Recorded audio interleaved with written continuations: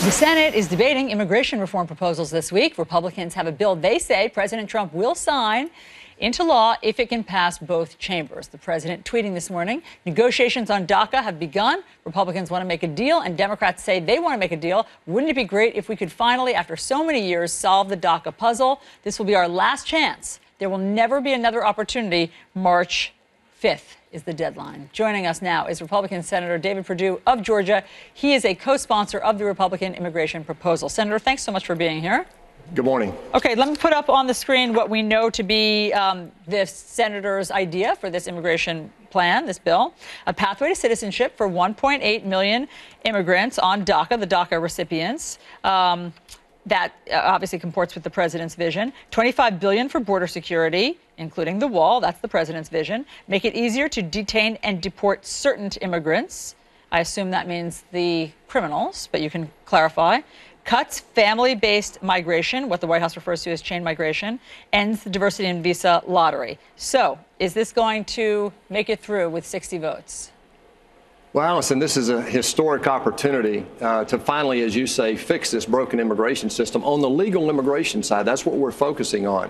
What the president has laid out is a framework that actually both parties have supported all of these tenets at various times in the last 30 years. As a matter of fact, in 1994, Barbara Jordan presented a bipartisan commission report to President Clinton that actually called for some of these very things that we've included in this bill. What I hope we can do is put aside partisan politics here and get to the real issues that 2/3 of Americans want us to solve in the manner the president's laid out today. Well, yes, but look, polls can obviously be used however you'd like to use them. Here's the latest Quinnipiac poll on funding for the border wall. 65% oppose it of Americans.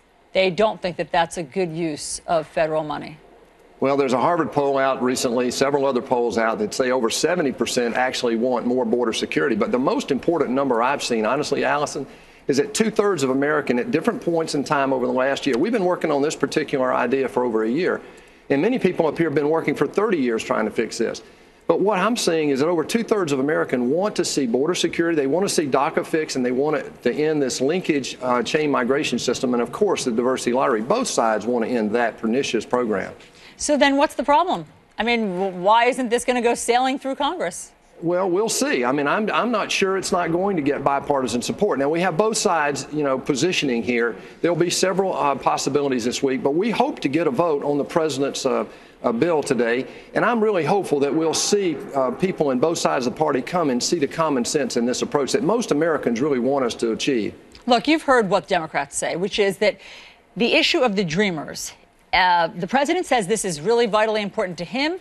Many Republicans say that. So why not just make this about the dreamers, how to handle that, what to do for these folks, whether you want to say it's 1.8 or if you want to say 800,000, whatever, settle on a number and just do with that and don't confuse it with visa lottery and the wall and all sorts of other things? That's a great question, Allison, and here's the answer. First of all, let's give the president credit. We were first talking a year ago about 690,000 with temporary work permits. That's all we were talking about. The president stepped in and said, look, let's solve the DACA problem once and for all, but let's also eliminate the causes of what brought these children here illegally in the first place, and that is chain migration, an unsecure border, and the other facets of this program that he's laid out. We'll end this once and for all, and that's what most people in America want. They want the DACA solution solved, but they also want to end the things that cause it in the first place.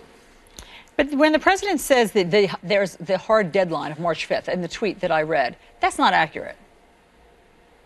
Well, there are legal issues involved that would cause it to carry past that, of course. And look, nobody wants to create a problem with these children or these young people. That's why the president laid out the proposal that he's laid out. I don't think he's been given enough credit how far he went.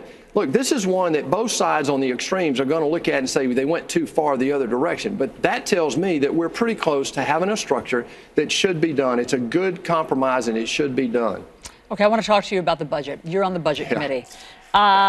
Is it time for Republicans to lose the identity of being the fiscally responsible, belt-tightening party?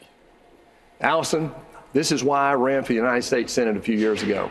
There are no innocent parties right now to our debt. We have $20 trillion of debt going to $21 trillion. Over the last 8 years, 9 years, we borrowed 35% of what we spent as a federal government. We have a budget process that is absolutely broken. The great thing about the funding bill we did last week has a clause in there that creates a select committee to fix this broken budget process. So there are no innocent parties up here. But listen, let me just put it up for people so that they understand the staggering numbers that we're talking about. $984 billion would be added to the deficit just next year. That's close to $1 trillion, okay? And this is, I mean, if this budget is what ends up happening, that's an 89% increase. That's higher than what the president projected, meaning it's over what he ever projected would be happening. So how can you agree to this? Well, first of all, we've had 8 years under the prior administration where we added over $10 trillion to the debt. And you didn't like that. And listen, I'm just interrupting because Republicans wrung their hands, and I interviewed so many of them during that time where they said, you can't run up the credit card. You wouldn't do it in your own house, and we can't do it in Washington. Allison, you're exactly right. Those are my words, and I stick by them. And here's what we're trying to do. First of all, there are things you can do to get at this debt crisis over the next 20 years. You're not going to solve this in 10 years.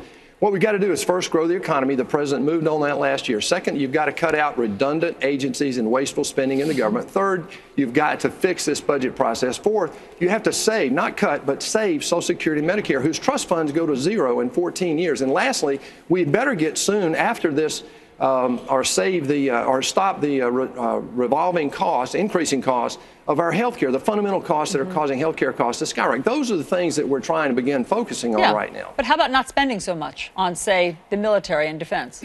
Well, you tell me what's more important, protecting this country right now.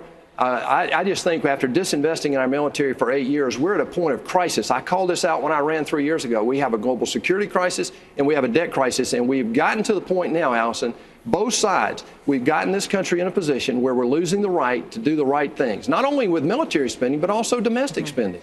Right. So in other words, putting things on the credit card is fine as long as you believe in that cause. Well, that's not exactly true. What I do believe, though, is that there is investment spending that has to be done in any turnaround. I've been in big turnarounds in my life in the business community, and I can tell you that you have to invest in the things that will provide an economic return, and that's what's being done right now. Look, we've got to secure our borders. We've got to secure our military and rebuild it, but there's also got to be a 20 or 30-year plan to solve this debt crisis. We're not going to be able to print money and borrow money at the rate that we've been doing over the last 15 years. Senator David Perdue, thank you very much for your perspective. Thank you. Chris.